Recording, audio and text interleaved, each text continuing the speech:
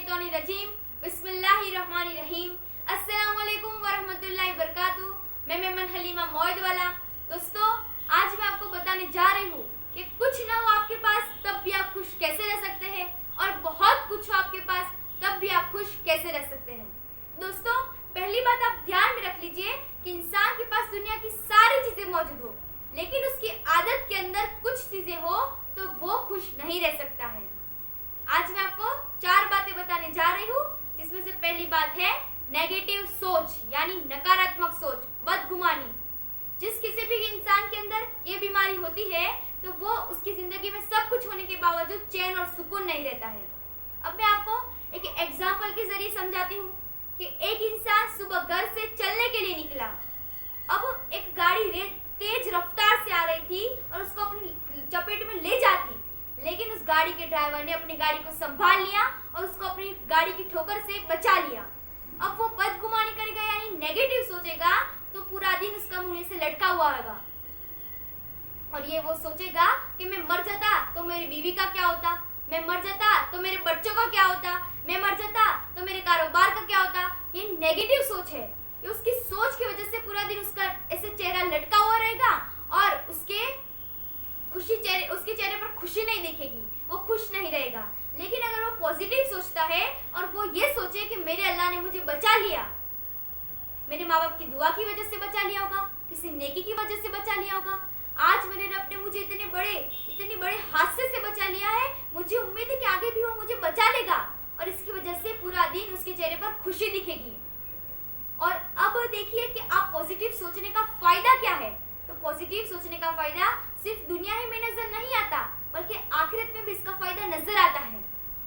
अगर आप फेलियर भी हैं तो कोई आपसे कहे कि भाई इम्तिहान कैसा चल रहा है, कैसी बीत रही है, तो आप कहेंगे कि भाई इम्तिहान से गुजर रहा हूँ, दुआ करो अल्लाह ताला मुझे कामयाबी अता फरमा दे। ये सोच पॉजिटिव है। इससे आपका रब भी नाराज नहीं होता और ना ही आपकी तबीयत के अंदर वो रहता है, बल्कि इस पॉजिटिव सोच की वजह से आपको अल्लाह अज़्ज़ा वजल की खुशी भी हासिल होती है, और इस पॉजिटिव सोच की वजह से आपको अल्लाह अज़्ज़ा वजल खुशी से माला माल कर देता है। आइए चलो अब दूसरी बात की तरफ चलते हैं। दूसरी बात है लेट गो करने की आदत, यानी माफ करने की आदत।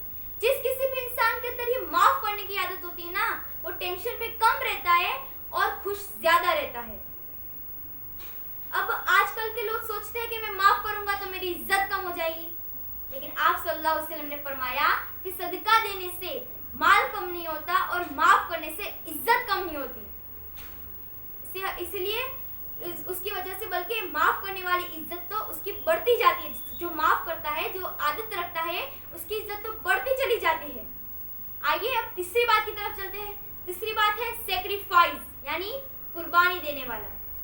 आजकल अब इस वक्त में देखा जाए तो पूरी दुनिया में अक्सर लोग कुर्बानी देने के बजाय कुर्बानी लेने वाले बन गए हैं, खुदगर्ज बन गए हैं, सेल्फिश बन गए हैं, सिर्फ अपने ही फिक्र में रहते हैं, अपने ही बारे में सोचते हैं। इसी वजह से आज बहुत सारे डिप्रेशन के शिकार हो रहे हैं। अब मैं आपको एक एग्जाम्पल के जरिए समझाती हूँ कि आपके दस्तरखान पर बहुत सारा खाना मौजूद है, आपको बहुत शदीद भूख भी लगी है, लेकिन आपके दरवाजे पर कोई दस्तक देता है और कहता है मुझे भूख लगी, अल्लाह के नाम पर मुझे कुछ खाना दे दो। आपने सारा खाना उठाया और जाकर उस भूखे को दे दिया। वो भूखे ने उस खाने को ले लिया और देखकर उसकी खुशी की इंतहा न रही। उसने खाना शुरू किया और दुआएं देना शुरू किया कि अल्लाह आपको सलामत रखे, आपके बीवी बच्चों को सलामत रखे, आपके कारोबार में बरकत अता फरमाए। ऐसे उसने दुआएं देना शुरू कर दिया। तो मैं आपको यकीन से कह सकती हूँ कि जो सुकून आपको खाकर मिलने वाला था, वो सुकून आपको उतना नहीं मिलता कि जितना आपको खिलाकर सुकून मिल रहा है। इसीलिए कि सेक्रीफाइस के अंदर अल्लाह ताला ने सुकून रखा है। इसी वजह से हमें छोटी छोटी बातों पर कुर्बानी देना सीखना चाहिए। इससे हमारा रब भी राजी रहता है, हम भी राजी रहते हैं और हमें सुकून भी मिलता है। आइए अब चौथी बात की तरफ चलते हैं। चौथी बात है फिजिकल कांटेक्ट, यानी इंसानों से मिलना जुलना रखना। हमें आपस में मिलते जुलते रहना चाहिए, क्योंकि हुजूर सल्लल्लाहु अलैहि वसल्लम ने फरमाया कि अपने भाई को तुम 3 दिन से ज्यादा जुदा मत रखो, उसको तन्हा मत छोड़ो, उससे मिलते जुलते रहो। इसीलिए तो इस्लाम में 5 वक्त जमात का एहतमाम किया गया है, ताकि हम आपस में एक दूसरे से मिले। और जब आप नमाज पढ़ने जाए तो आपका चेहरा उतरा हुआ तो कोई पूछे कि भाई क्या है, चेहरा उतरा हुआ क्यों है, क्या कोई प्रॉब्लम है, कोई परेशानी है, कि जिससे आप उसके सामने अपना मन भी हल्का कर सकते हो, आपको थोड़ी राहत भी मिल सकती है।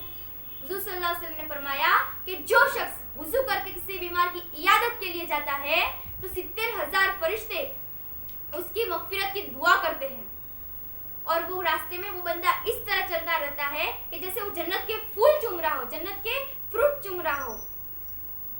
तो मेरी प्यारी माँ और बहनों, दोस्तों, बुजुर्गों, भाइयों, आज इस कोरोना की महामारी की वजह से हम आपस में जिस्मानी तौर पर तो नहीं मिल सकते हैं, लेकिन हमें डिजिटल तरीके से एक दूसरे के कांटेक्ट में रहना चाहिए, उनसे अपना हाल पूछते रहना चाहिए।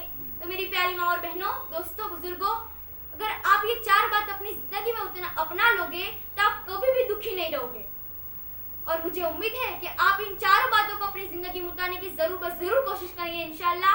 और इस वीडियो को अपने सभी मुसलमान भाई बहन के जो आपकी जान पहचान में उनके साथ जरूर शेयर कीजिए और सदका जारिया की नियत से शेयर कीजिए ताकि आपको सवाब भी मिले और दूसरे लोगों के इल्म में भी इजाफा हो। और इस चैनल को सब्सक्राइब कर दीजिए, इस वीडियो को लाइक कर दीजिए। इंशाल्लाह मिलते हैं अगली वीडियो में। अस्सलाम वालेकुम।